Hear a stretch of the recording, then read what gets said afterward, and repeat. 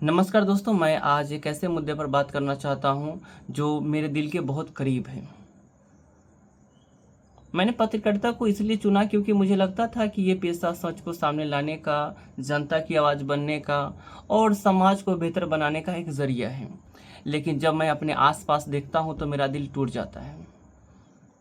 बिहार में कुछ युवा पत्रकार जिन्हें सच का पहरेदार होना चाहिए था, वे 500-500 रुपये लेकर राजनीतिक पार्टियों के लिए खबरें लिख रहे हैं, उनके पक्ष में माहौल बना रहे हैं। ये सिर्फ पत्रकारिता पर दाग नहीं बल्कि हमारे लोकतंत्र, हमारे बिहार और हमारे देश के भविष्य पर एक बहुत बड़ा सवाल उठाता है।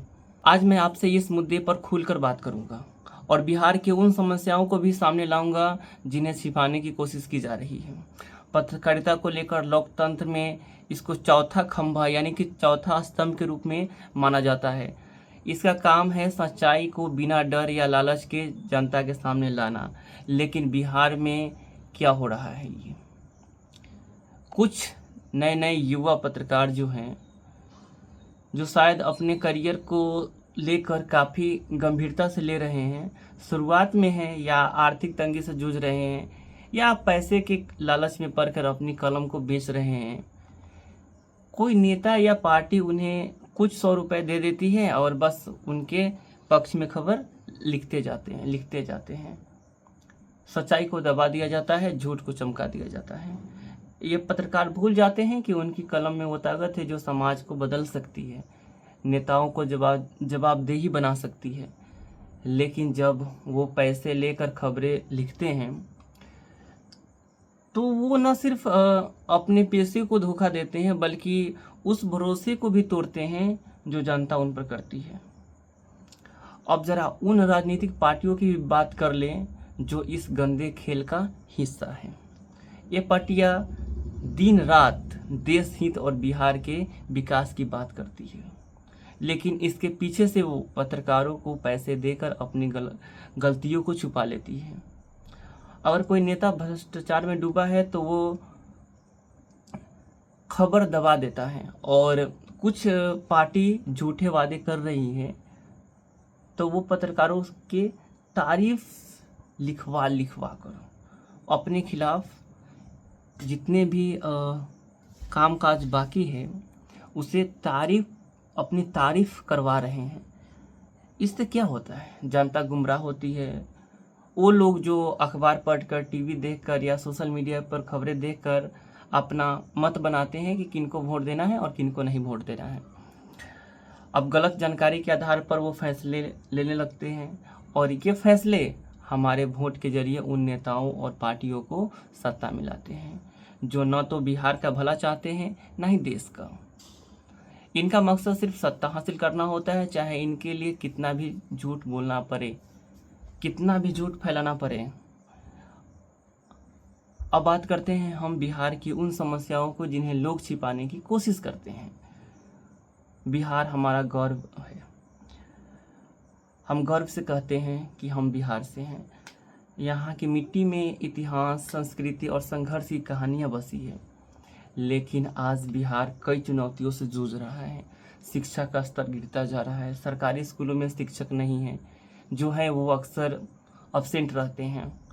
प्राइवेट स्कूलों की फीस इतनी ज़्यादा है कि गरीब परिवार के बच्चे सपने जैसा उनको लगता है। और स्वास्थ्य की क्या बात करें, स्वास्थ्य सेवाएं तो बदहाल ही हैं। सरकारी अस्पतालों में ना दवाइयाँ हैं ठीक से, सारे दवाइयाँ मिल पाते हैं, और ना ही डॉक्टर, और ना ही सही उपकरण मिल पाते हैं समय पर।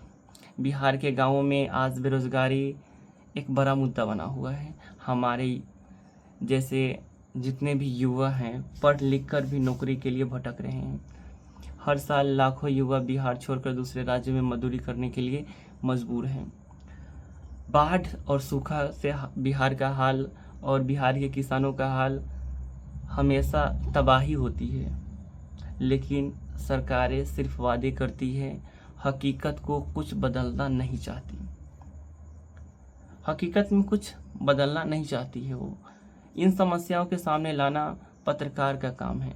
ये सारे समस्याएं पत्रकार को लेकर आना है।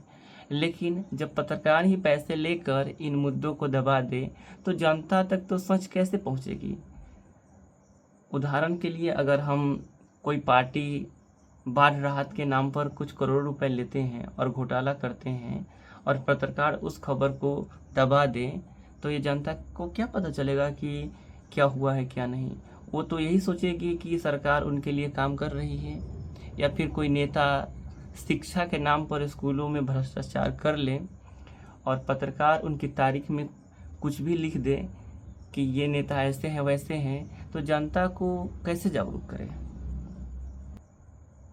ये सब मिलकर एक चक्र बनाते हैं जिसमें जनता बार बार ठगी जाती है।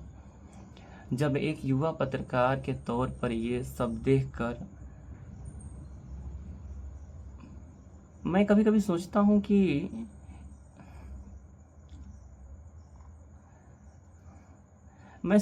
कि मैं बिहार की समस्याओं को सामने लाऊंगा, लोगों को जागरूक करूंगा।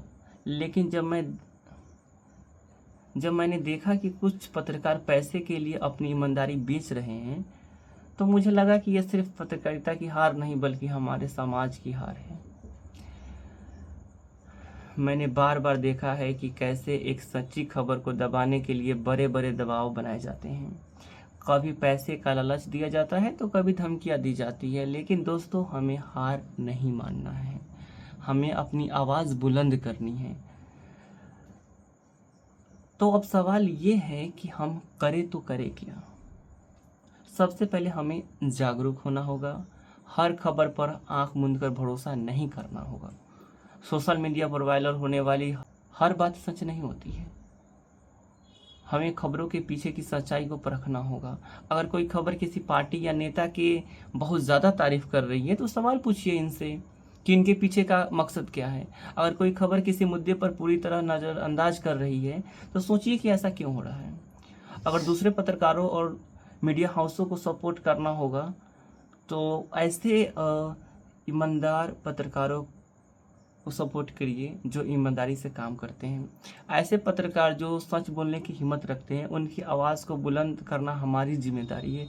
तीसरा, हमें अपने वोट की ताकत को समझना होगा और जो पार्टियां जनता के गुमराह करती है, जो भ्रष्टाचार को छिपाने के लिए पत्रकारों को खरीदती है और उन्हें सत्ता से बाहर का रास्ता दिखाना, ये आपका काम है। बिहार के लोग मेहनती हैं, ईमानदार हैं और उनके दिल में अपने राज्य को बेहतर बनाने की जज्बा है।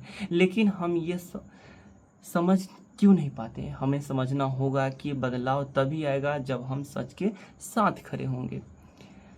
हमें उन पत्रकारों को प्रोत्साहित करना होगा जो सच बोलते हैं। हमें उन नेताओं को जवाबदेही बनाना होगा जो झूठ और भ्रष्टाचार के दम पर सत्ता में आते हैं। और सबसे ज़रूरी, हमें अपने बच्चों, हमें अपने उम्र की जितने भी युवा हैं, उन्हें ये सीखना होगा कि पैसे और लालच से ज़्यादा ज़रूरी ईमानदारी है और सच्चाई है। दोस्तों, बिहार का भविष्य हमारे हाथों में है। अगर हम आज चुप रहें तो कल हमारे लिए बहुत ही बुरा होगा। तो कल हमारे बच्चे हमें कभी माफ़ नहीं करेंगे, इतना याद रखिएगा। हम सब मिलकर ये संकल्प कर लें कि न तो हम झूठ खबरों के झांसे में आएंगे और ना ही लोगों के बख्शेंगे जो हमारे लोकतंत्र को कमज़ोर करने की कोशिश कर रहे हैं। हमारी पत्रकारिता यह तभी बचेगा जब हम सच के साथ खड़े होंगे। नमस्कार।